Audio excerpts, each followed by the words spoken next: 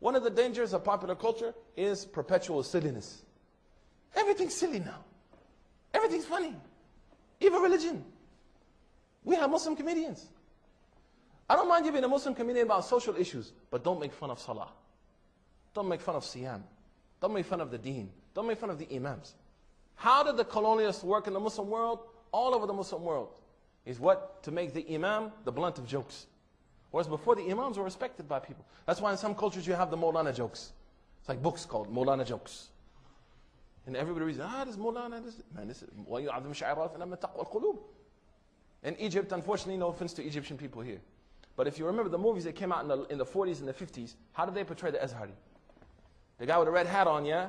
But he's the guy who killed everybody in the house. He's the one who leads the prayer. That was done on purpose to create a set of social constructs in the minds of Muslims that will cause them to devalue scholarship and ulama and not trust them. We got played, unfortunately. We have to be very cautious of this. Now here in the West, we have to be very careful. When you go to a Muslim convention now, what's the first thing? Hey, who's singing? Who's singing? When I was back before the Paleolithic era, when I was in MSA, it wasn't about who's singing, it's about who's speaking. What sheikh is coming? Who's going to teach us the deen? But now it's who's scratching? Who's making the fat beats? I don't have a problem with that. I don't have a problem with this.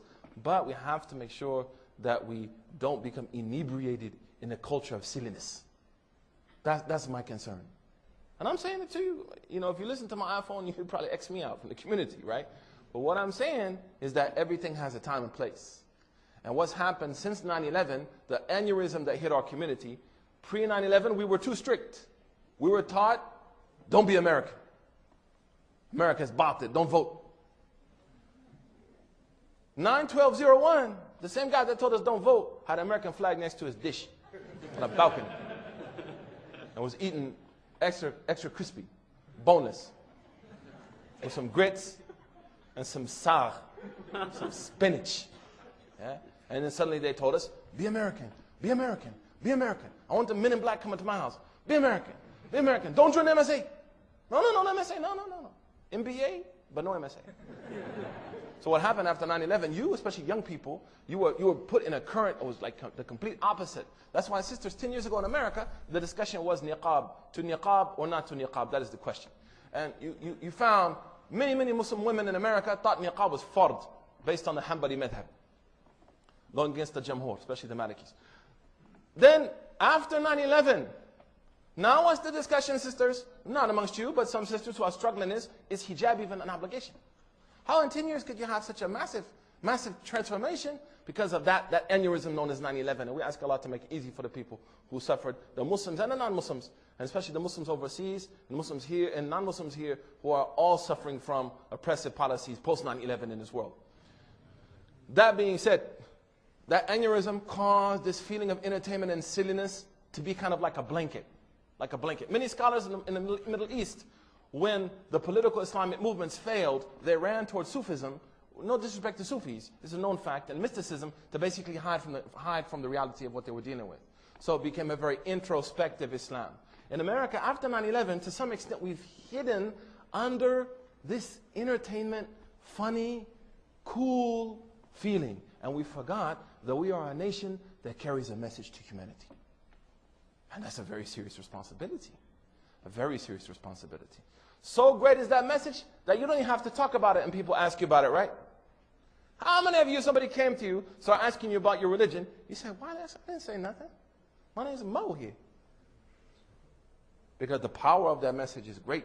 That's the message of the Prophet ﷺ. I know a brother in Wichita, Kansas named Ali. He had a stereo that could break the sound barrier. Just 2 days. That brother, he came to the masjid, and I asked him, how did you become Muslim? He said, Muslims are cool, man. That's a first. Not that you're not cool, but just to hear someone say, like, Muslims is cool. You know what I'm saying? They got it going on and stuff. I was like, what? I said, sit down, brother. Every meet a convert, it always happens to me. I have the Cliff Notes, then I have, the Lord of the Rings, 3-volume one. He came to me and I said, bro, I want the Lord of the Rings, brother. I want the whole 9 yards. Although Allah is the Lord of everything. See how they play with your mind games? So then he said to me, in middle school, there were a bunch of girls in Wichita, Kansas, started putting something on their head. He said, man, I flipped out. I never saw something like that before in my life. He said, I was overcome by their nobility. The nobility. I was attracted not to them sexually, a la Freud. I was attracted to them out of what? Out of a feeling of awe and reverence. He said, and I watched them from middle school to high school, through the J-Lo years. These young girls managed to keep that on their head with all that pressure going on. And he said something very profound. He said, something gave them transcendence. And that was the truth.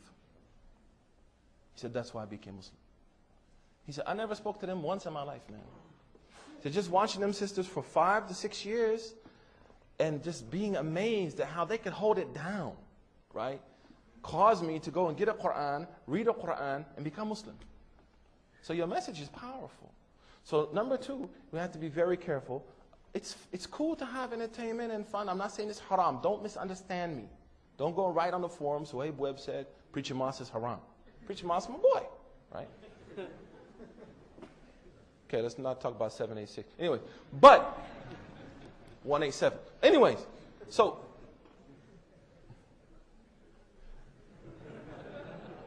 yeah, we're recording this too, huh? All right, it's makruh, man. It's makruh, inshallah. 187 is haram though. 786. They broke up. Alhamdulillah. Anyways, continue. We're not talking bad about them. This is my boys. I'm having fun. They're gonna listen to this and probably shoot me if I go to Detroit.